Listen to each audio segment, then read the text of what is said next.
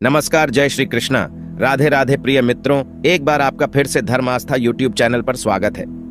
दोस्तों, चाहे मर जाना मगर यह 3 बातें स्त्रियों को कभी मत बताना। दोस्तों, आज की वीडियो बड़ी ही ज्ञानवर्धक और बहुत ही रोचक है। आज की वीडियो का मकसद है कि कभी भी इन 3 बातों को स्त्रियों को या अपनी पत्नियों को कभी नहीं बतानी चाहिए।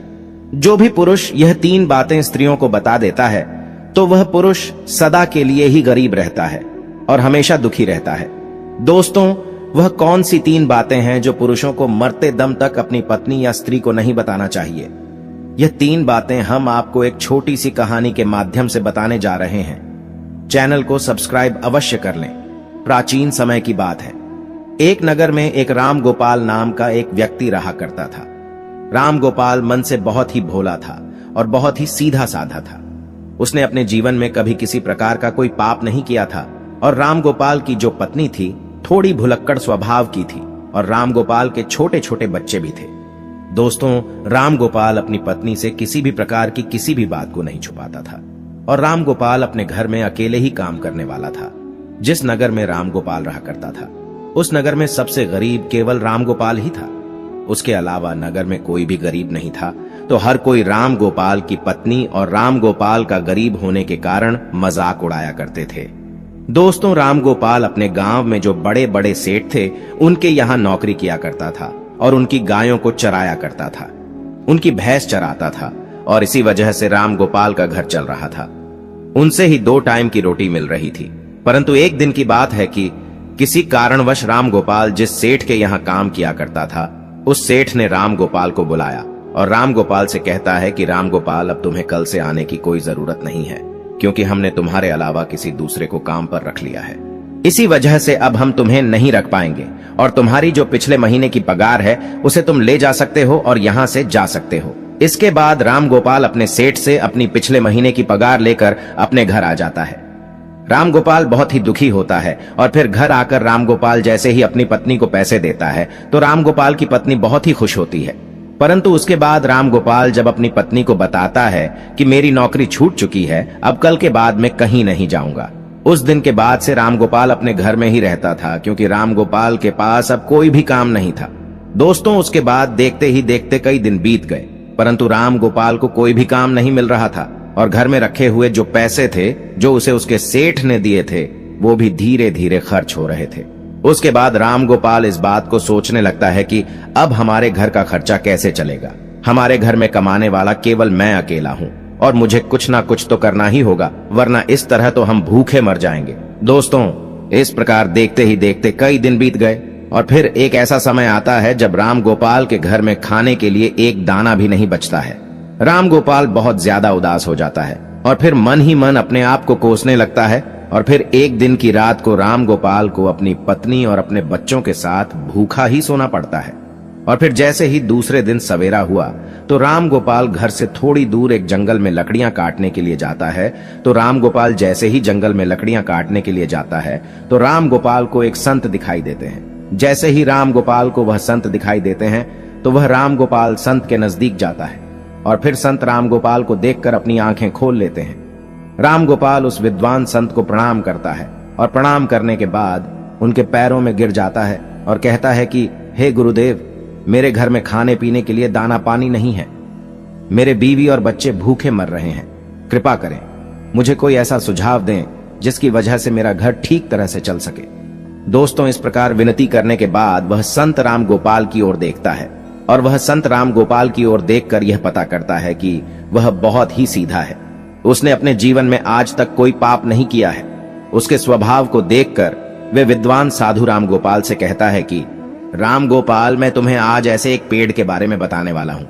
अगर उस पेड़ के नजदीक जाकर तुम उस पेड़ से जो भी मांगोगे तो वह पेड़ तुम्हें लाकर दे देगा, और अगर उस पेड़ का एक छोटा सा भी भाग, छोटी सी भी लकड़ी तुम तोड़ लेते हो या काट लेते हो तो वह सोने में बदल जाएगा और इस तरह तुम अपने घर को चला सकते हो, अपने घर की गरीबी को दूर कर सकते हो। दोस्तों, मगर संत राम गोपाल को ये बात भी कहते हैं कि अगर तुमने इस बात को अन्य किसी आदमी या किसी औरत को बताया तो उस दिन के बाद से तुम्हें वह किसी प्रकार की कोई वस्तु नहीं देगा और तुम्हें सब कुछ देना बंद कर देगा। दोस्तों, राम गोपाल तो सीधा साधा था। राम गोपाल उस संत के द्वारा उस पेड़ के नजदीक जाता है और पेड़ के नजदीक जाकर राम गोपाल को सबसे पहले अपनी बीवी और अपने बच्चों की याद आ गई। और फिर राम गोपाल सबसे पहले उस पेड़ से, उस वृक्ष से एक बोरी चावल मांगता है। जैसे ही राम गोपाल वृक्ष से एक बोरी चावल मांगता है तो झट से ही ना जाने कहां से एक बोरी चावल राम गोपाल के सामने आ जाते हैं। राम गोपाल वह एक बोरी चावल को लेकर चला जाता है और घर जाकर अपनी बीवी और बच्चों को चावल खिलाता है और सभी भरपेट भोजन करते हैं। उस दिन राम गोपाल ने अपनी पत्नी को यह नहीं बताया था कि मैं चावल कहां से लाया हूं, परंतु फिर जैसे ही राम गोपाल दूसरे दिन उसके पास जाता है, राम गोपाल उस पेड़ से 5 सोने की मुद्राएं मांग लेता है और जैसे ही राम गोपाल मांगता है, झट से पेड़ राम गोपाल को 5 सोने की मुद्रा दे देता है और राम गोपाल 5 सोने के सिक्के पाकर खुश हो जाता है और अपने घर को आ जाता है। घर आकर राम गोपाल अपनी पत्नी को सोने के सिक्के देता है तो राम गोपाल की पत्नी भी बहुत खुश होती है और उसके बाद राम गोपाल अपनी पत्नी को सारी बात बता देता है, क्योंकि राम गोपाल की पत्नी जैसे ही राम गोपाल के हाथ में 5 सोने के सिक्के देखती है तो वह राम गोपाल से पूछने लगी कि आखिर तुम यह कहां से लाए हो। तो राम गोपाल अपनी पत्नी को सारी बातें बता देता है। दोस्तों, राम गोपाल अपनी पत्नी से कुछ नहीं छुपाता, मगर राम गोपाल को इस बात का भी पता था कि उसकी पत्नी भुलक्कड़ है, लेकिन वह सारी बातें अपने पड़ोसियों को बता देती है। जो भी उसे बताता हूं, लेकिन उस बात को भूलकर राम गोपाल अपनी पत्नी को सारी बातें बता देते हैं। उसके बाद देखते देखते कई दिन बीतते गए। राम गोपाल इसी तरह रोज 5 सोने के सिक्के उस वृक्ष से मांग कर लाने लगा। और फिर एक दिन की बात है जब राम गोपाल अंत में उस वृक्ष से हजारों सोने के सिक्के मांग लेता है और जैसे ही राम गोपाल मांगता है तो झट से एक बोरी भरकर राम गोपाल के सामने सोने के सिक्के आ जाते हैं। राम गोपाल एक बोरी सिक्के को अपनी बैल की पीठ पर रखकर अपने घर ले जाता है। दोस्तों, वह सोने के सिक्के पाकर और उस विद्वान संत का आशीर्वाद पाकर राम गोपाल देखते ही देखते बहुत धनवान हो गया। राम गोपाल के पास बहुत सारा धन हो गया। राम गोपाल जिस सेठ के यहां नौकरी किया करता था, उससे भी ज्यादा तरक्की राम गोपाल ने कर ली और राम गोपाल उससे भी ज्यादा धनवान हो गए। दोस्तों, ये सब देख करके राम गोपाल के सारे गांव वाले दंग रह गए और वे सोचने लगे कि आखिर यह भुलक्कड़ स्वभाव का राम गोपाल इतना धनवान क्यों हो रहा है। दोस्तों, राम गोपाल से अगर कोई भी इस बात को पूछता कि तुम आखिर इतनी जल्दी धनवान कैसे हो रहे हो, तो राम गोपाल किसी को भी सच नहीं बताता था, क्योंकि राम गोपाल को विद्वान साधु ने किसी को बताने के लिए मना किया था। परंतु वे लोग राम गोपाल को छोड़कर राम गोपाल की पत्नी से इस बात को पूछने लगे। दोस्तों, वो तो आपको पता ही है कि राम गोपाल की जो पत्नी है वह भुलक्कड़ स्वभाव की थी। उसके पेट में कोई भी बात नहीं पचती थी। तो राम गोपाल की पत्नी सारी बातें गांव वालों को बता देती थी कि आखिर मेरा पति कहां से धन लाता है।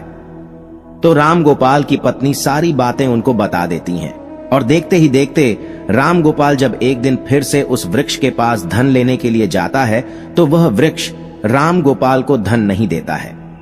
राम गोपाल कई बार उस पेड़ से मांगता है, मगर राम गोपाल के मांगने पर भी वृक्ष राम गोपाल को कुछ नहीं देता है। दोस्तों, उस दिन राम गोपाल फिर से अपने घर जाता है और इस चीज के बारे में ज्यादा नहीं सोचता है।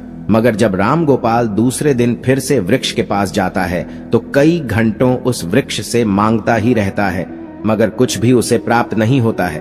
फिर राम गोपाल निराश होकर वह सोचता हुआ अपने घर आ जाता है। तो राम गोपाल अपने घर आकर अपनी पत्नी से कहता है कि हे भाग्यवान, आज मैं वृक्ष के यहाँ जाकर आया हूँ, मगर वृक्ष से आज मैंने जब धन मांगा तो वृक्ष ने कुछ नहीं दिया। कहीं तुमने किसी को वृक्ष के बारे में बता तो नहीं दिया।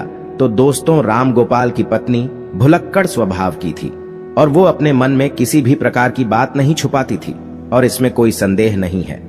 तो राम गोपाल की पत्नी राम गोपाल से कहती हैं कि पियाजी, जब मुझसे गांव वालों ने पूछा कि इतना सारा धन तुम्हारे पास कैसे आ रहा है, तो मैंने उन सबको बता दिया। दोस्तों, अपनी पत्नी के मुख से यह बात सुनकर राम गोपाल समझ जाता है, हो ना हो ये सारी करतूत मेरी बीवी की ही है। उसके बाद राम गोपाल अपनी पत्नी को बहुत डांटता है और फिर इस तरह से कई महीने बीत जाते हैं। राम गोपाल के पास जो धन था वह धीरे धीरे खर्च होता जाता है और देखते ही देखते राम गोपाल फिर अमीर से गरीब होने लगता है और फिर से राम गोपाल की स्थिति वही हो जाती है। राम गोपाल के घर में खाने के लिए दाना नहीं बचता है। दोस्तों, फिर से राम गोपाल की पत्नी और राम गोपाल और उसके बच्चे रात को भूखे सोते हैं। तब राम गोपाल अपनी पत्नी को कोसने लगता है और अपनी पत्नी से कहता है कि भुलक्कड़, ये सब तुम्हारी वजह से हो रहा है। अगर मैं तुम्हें ना बताता तो आज ये दिन नहीं देखना पड़ता। राम गोपाल अपनी पत्नी से कहता है, मगर अब बहुत लेट हो चुका है। दोस्तों, फिर एक दिन राम गोपाल उस संत को ढूंढने के लिए जंगल में जाता है, मगर राम गोपाल को वह संत, विद्वान, साधु उसे पूरे वन में, पूरे जंगल में नहीं मिलता है।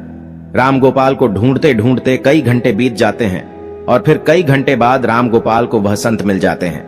संत मिलते ही राम गोपाल उनके चरणों में गिरकर रोने लगता है और गिड़गिड़ाने लगता है और कहता है, हे गुरुदेव, आखिर मुझसे ऐसी कौन सी भूल हो गई है जिसकी वजह से आप मुझसे रूठ गए हो? आप ही मेरे दाता हो, आप ही मेरे विधाता हो। हे विधाता, आप मेरी भूल को माफ करें, क्योंकि मेरी एक भूल के कारण आज मेरे बच्चे भूखे सो रहे हैं, मेरे संतान भूखी है, इसलिए हे भगवान, आप मेरी सहायता करें। दोस्तों, उसके बाद भी विद्वान संत राम गोपाल से कहते हैं कि राम गोपाल, अगर ऐसी बात है तो मैं तुम्हें माफ करता हूं, परंतु आज मैं तुम्हें एक बात बताने वाला हूं, और मेरी बात यह है कि कभी भी जीवन में ये 3 बातें हर पुरुष को, अपनी पत्नियों को, अपनी स्त्रियों को नहीं बतानी चाहिए। जो पुरुष इन बातों को बताता है वो पुरुष हमेशा जीवन में सदा के लिए दुखी रहता है, सदा के लिए जीवन में गरीब रहता है। दोस्तों, उसके बाद विद्वान संत कहते हैं कि राम गोपाल, अगर इन 3 बातों को तुम आज से ही अमल कर लोगे तो फिर से तुम्हारे अच्छे दिन आ जाएंगे।